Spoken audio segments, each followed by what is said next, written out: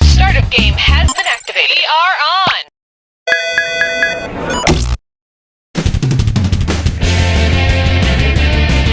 Welcome aboard! I'm Cookie Masterson, and don't worry, very few people have ever died during this game. Fewer than 100. Flying solo, so did Amelia Earhart. And look how that turned out. And our wrong answer of the game is sponsored by Stop Sign Quarterly Magazine, because all the other magazine topics were already taken.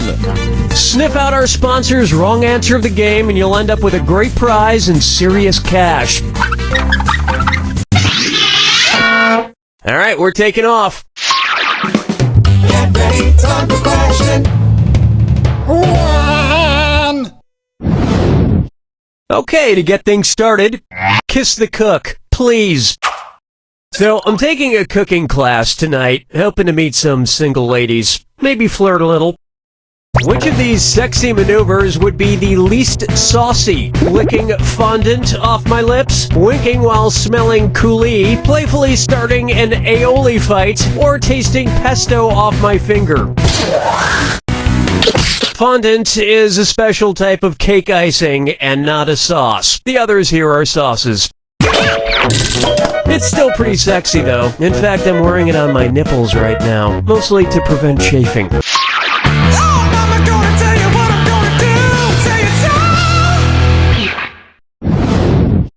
May I introduce... She sells surgical procedures by the seashore. Say extra host Maria Menounos decides she needs a new nose. If she wants the one that'll give her the best sense of smell, what should Maria Menounos' new nose be? A dog's nose, a bear's nose, an elephant's nose, or a cow's nose? A bear has the best sense of smell of any land mammal and possibly the best in the world. I really hope she doesn't get that bear nose, though. My chances with her are slim enough without her being able to smell really well. Dance with me, Disco 3. Next up, death comes to us all. Who kicked the bucket? A guy who kicked To Kill a Mockingbird's kid? A guy who kicked Where the Wild Things Are's kid? A guy who kicked James and the Giant Peach's kid? Or a guy who kicked Charlie and the Chocolate Factory's kid? Time is short. Charlie Bucket is the hero of Charlie and the Chocolate Factory. So somebody kicks Charlie Bucket. Big deal. At least he didn't get sucked up a glass tube or turned into a blueberry or thrown down a garbage chute or shrunk down to 6 inches or have an everlasting gobstopper shoved up his butt. That last one's from the porno version, actually. Charlie and the Chocolate Factory.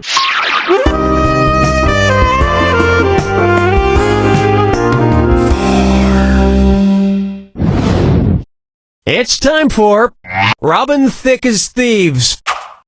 I love that old Robin Thicke video, Blurred Lines, with all the sexy nudity and... Oh, there's a song too? No, I've never watched it with sound. What might Robin Thicke have if he drew 6 blurred lines? A fuzzy octagon, a blurry hexagon, an indistinct pentagon, or a bleary heptagon?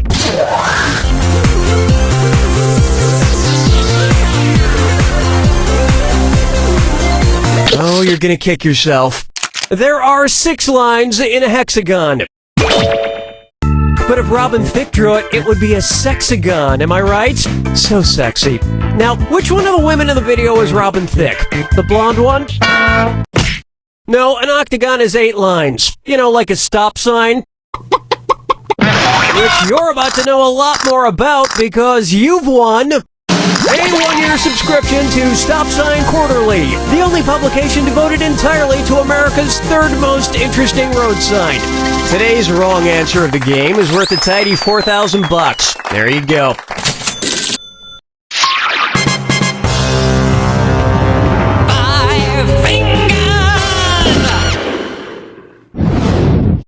And now, the paisley fabric of society, and it's time for a dis or dat. I'm going to read off 7 things, and for each one, tell me if it's a song by country music star Brad Paisley, or a chapter from Nelson Mandela's autobiography, Long Walk to Freedom. If it's Brad Paisley, press the Y button. If it's Nelson Mandela, press the A button. We good? Here we go. A country childhood. I can't change the world. Birth of a freedom fighter. I'm still a guy. Letter to me. Talking with the enemy. Accidental racist. Not bad, but don't expect a curtain call. An international icon, a true believer in freedom, and a man who stood up for what was right. Brad Paisley is easily one of my top 10 favorite country singers. That'll bring an end to our first round. And you've got a pretty nice score. It's a shame there's nobody here to share it with. Remember, I'm doubling the value of each question in round 2. Okay, let's do this.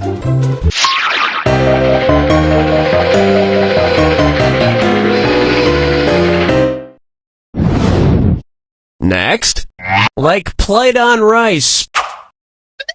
Which brand of rice would most likely cause Spider-Man to suddenly break down and cry in the grocery store? Soderains, Rice-A-Roni, Uncle Ben's, or Minute Rice?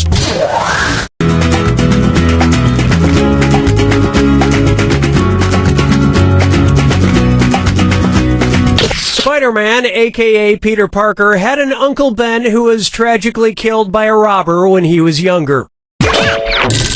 Luckily, he doesn't have a dead Aunt Jemima, or the grocery store would emotionally wreck him. Question 7. Get up and shake your monkey bang. Here's a good one.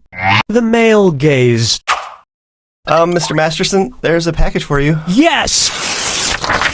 It's the Playboy Bunny poster I got from eBay. The joke's on you, Poster Guy 83, because I ended up outbidding you by over $100. Oh, it's beautiful. It almost looks real. Say, if my Playboy Bunny poster could come alive the same way the Velveteen Rabbit did, what should I do? Pray that it comes alive, dump it in my magical fountain, die and let my own soul enter it, or show it some love? The Velveteen Rabbit had the ability to come alive when its owner truly loved it. Okay, it's worth a shot. I love you, I love you, I love you. Oh my god, she's alive. What happened? Where am I? Why are there pictures of cats everywhere? Oh, yeah, don't worry, they won't interrupt us. Ah! Get away from me! Well, time to get a new poster. Follow me down to the sea. This one's called That's One Long Toy Story. Say the next Toy Story movie introduces a new character named Buzz Parsec. Judging by his name, about how many Buzz Lightyears should fit inside of him? About 3 Buzz Lightyears, about 30 Buzz Lightyears, about 300 Buzz Lightyears, or about 3 million Buzz Lightyears? This is a sad, strange little guess. Here's where the money is.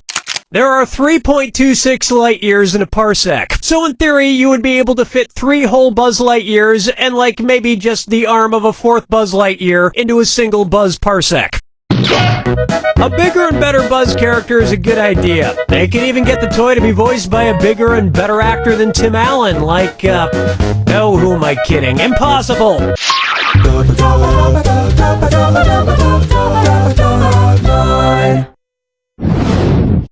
Here's one for you. Wax on, get off. So you know the Madame Tussauds wax museums, right? There's one in London, one in New York, one in Hollywood. So tell me this. If the infamous Hollywood Madam got a wax statue in the Hollywood Madame Tussauds, what could you see there? An unusually shiny Ashley Dupree, a fake-looking Divine Brown, a dead-eyed Deborah Jean Pelfrey, or an awkwardly posed Heidi Fleiss?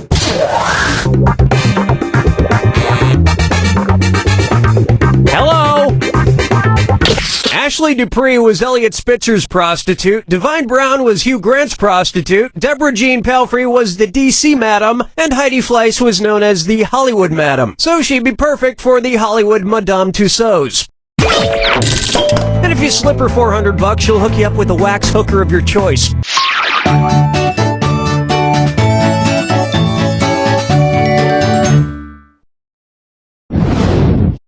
Try this on for size. Dollar sign, dollar sign, dollar sign, dollar sign, dollar sign, dollar sign, dollar sign. What kind of bank did a cartoon bank robber most likely just rob if they're carrying giant money bags with this symbol on them? A cartoon That is the pound sterling symbol, used for currency in several countries, maybe most famously in England. And when robbing a cartoon British bank, it's important not to attract the attention of any mustachioed cartoon bobbies. They'll throw you in a cartoon jail before you have a chance to cartoon run away, leaving only a cartoon puff of smoke shaped like your cartoon body.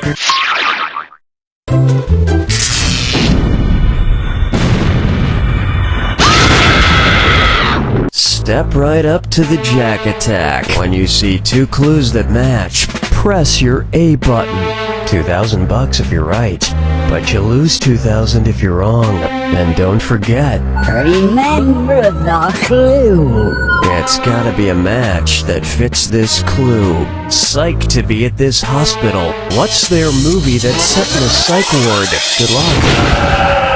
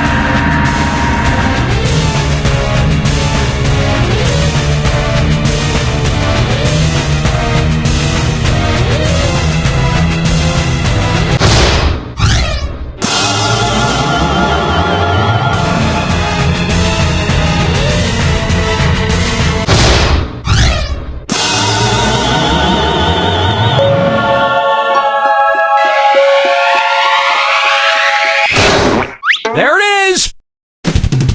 I tried to shoot a student film inside a psych ward once. The problem was they wouldn't let me out to get a camera to shoot it.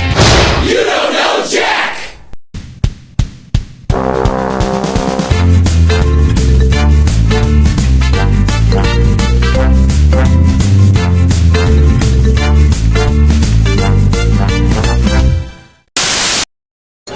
Hi, I'm Tony Panchisi, owner of DIY Spaghetti Emporium, where DIY stands for Do It Yourself. I mean it. I don't have any staff, so you're doing everything in this restaurant for yourself, and my name isn't Tony Palucci. You're waiting your own table. You're cooking your own meal. And buddy, if you got time to lean, you got time to clean, capiche? So now you think your night's over because your family's done eating, huh? We close at 11:30, so get your ass back out there and wait on that two-top in Section 4. Nobody ducks out early on me, come on Pedestro. And have you seen the state of those bathrooms? One of the women's toilets has a clog that could choke a horse. So if you're ready for a home-cooked Italian meal and earning half the minimum wage, come on down to DIY Spaghetti Emporium. Ask for me, Rachel Hanrahan.